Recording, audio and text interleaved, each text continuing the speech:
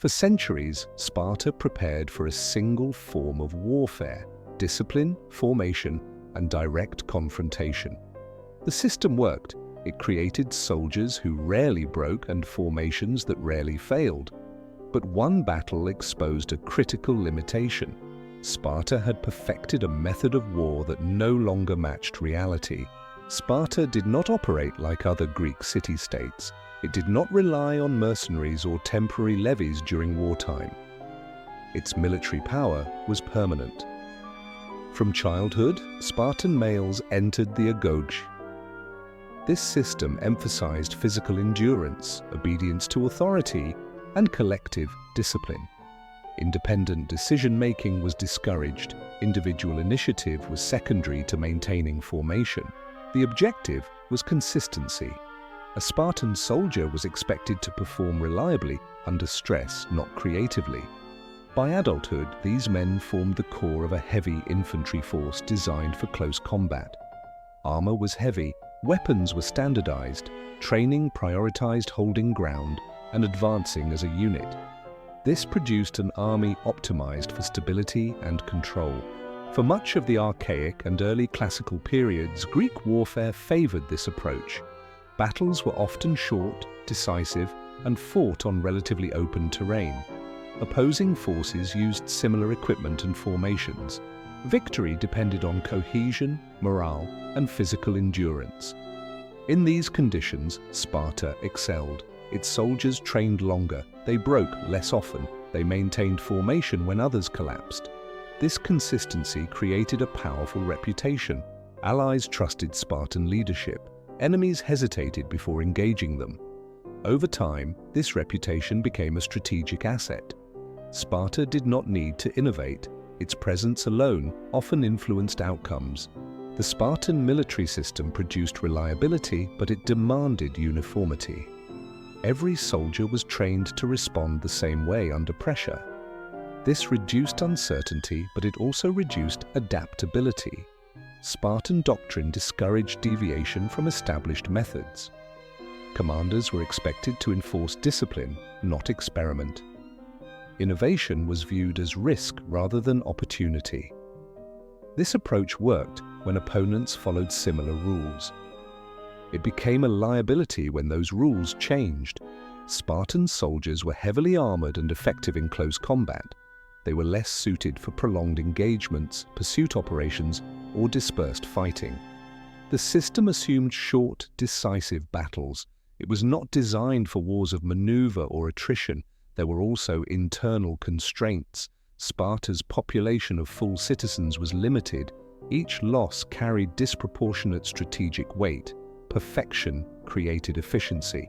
It also created fragility. By the early 4th century BCE, Greek warfare was no longer uniform. Commanders began to recognize that battlefield geometry mattered as much as courage. Light infantry units disrupted formations. Missile troops weakened heavy infantry before contact. Cavalry threatened flanks and rear positions. Battles became less predictable. Victory increasingly depended on positioning, timing, and coordination between different troop types. Some city-states adapted their forces accordingly. They diversified their armies and experimented with deployment. Sparta did not significantly alter its approach.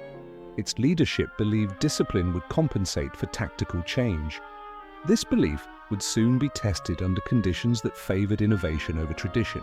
At Leuctra, Spartan forces faced the Theban army under Epaminondas. The terrain offered no inherent advantage to either side. Epaminondas rejected the standard Greek deployment. Instead of matching strength evenly across the line, he concentrated it asymmetrically. His left flank was reinforced to unprecedented depth. The objective was not to engage the entire Spartan line, but to break a specific segment. The Spartans deployed conventionally. They expected an orderly engagement followed by gradual pressure. When the Theban left struck, the effect was decisive. The Spartan right flank absorbed the full weight of the attack. Spartan soldiers attempted to maintain formation and advance. This response, effective in earlier wars, proved insufficient. Once the formation destabilized, recovery was difficult. The system was not designed for rapid reorganization under asymmetric pressure. Command breakdown followed. Losses accumulated quickly. The Spartan army withdrew, defeated in a manner previously considered impossible. The defeat at Leuctra represented more than a tactical loss. It undermined the core assumption on which Spartan power had rested for generations. For centuries, Greek warfare operated on shared expectations. Sparta dominated within that framework. Leuctra demonstrated that the framework itself could be broken. The Theban victory proved that discipline and experience could be neutralized by design rather than force alone. Spartan soldiers did not panic. They did not flee prematurely. They followed their training. That training was no longer sufficient. News of the defeat spread rapidly across Greece. Cities that had aligned with Sparta out of fear or respect reassessed their position. The idea of Spartan inevitability disappeared almost overnight. This shift mattered more than the battlefield losses. Sparta's influence had always relied on perception as much as force. Once that perception changed, its strategic position weakened immediately. Military systems depend on credibility. Leuctra destroyed Sparta's. After Leuctra, Sparta faced problems that could not be solved through discipline alone. Its citizen population was already in decline. The number of full Spartan citizens eligible for military service was shrinking. Each casualty reduced the pool further. Unlike other Greek states, Sparta could not easily expand recruitment. Its social structure restricted citizenship and resisted integration of non-Spartiates. Reforms were discussed, but rarely implemented at scale. The system prioritized preservation over transformation. At the same time, the strategic environment continued to evolve. Rival states adopted more flexible command structures. They integrated infantry, cavalry, and missile troops more effectively. Sparta responded cautiously. Its military culture favored continuity. This created a widening gap between Spartan capabilities and the demands of warfare. The army remained disciplined, but increasingly predictable. Power did not disappear immediately, it eroded. Sparta remained a military presence, but no longer a defining one. Sparta did not collapse because its soldiers lost discipline or courage. Its military system continued to produce reliable, hardened fighters.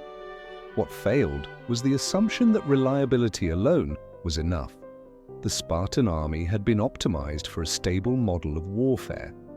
That model emphasized symmetry, direct engagement, and predictable behavior from both sides. For a long time, those assumptions held. When the battlefield changed, Sparta did not. Leuctra revealed that discipline without flexibility could be exploited, not through superior numbers or raw strength, but through planning and design. The Spartans did not misunderstand war. They understood one version of it extremely well. What they failed to anticipate was that war itself would evolve faster than their system could adapt. After Leuctra, Sparta remained disciplined. It remained organized. It remained proud of its traditions, but it no longer dictated the terms of conflict. History rarely rewards systems that cannot adjust their assumptions. Strength creates confidence. Confidence hardens into doctrine. Doctrine resists change. Sparta reached that final stage. Its decline was not sudden. It was gradual, predictable, and structural. The Battle of Leuctra did not destroy Sparta. It exposed the limits of a system built on perfection rather than adaptation. And once those limits were visible, they could not be ignored.